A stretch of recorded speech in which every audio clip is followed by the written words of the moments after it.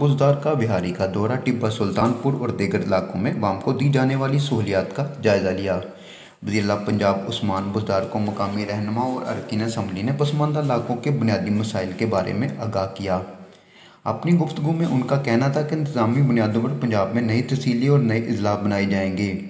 इस ज़मन में कमेटी बन चुकी है, जिसकी सिफारिशात की रोशनी में मज़ीद इक़दाम किए जा रहे हैं। अपनी गुफ्तगू में उनका मज़ीद ये कहना था कि पसमानदा इलाकों की तरक्की मेरा अवलीन तरजीह है। जो इलाके तरक्की की दौड़ में पीछे रह गए हैं, उन्हें भी आगे ले जाया जाएगा। अवामी मसाइल के हल के लिए कोई कसर नहीं उठा रखी जाएगी।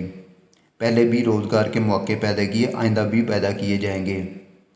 उन्होंने कहा कि अवाम अपनी मकामी नुमाइंदों से राब्ते में रहें। दूसरी जानब दरिया सतलुज पोंड एरिया में सैकड़ों एकड़ रकबे पर बाइसर अफराद ने कब्जा करके फसलें काश कर ली, जबकि शहर में जाबजा तजावज़ात की भी भरमार है, जिससे राहगीरों को मुश्किलात का सामना है।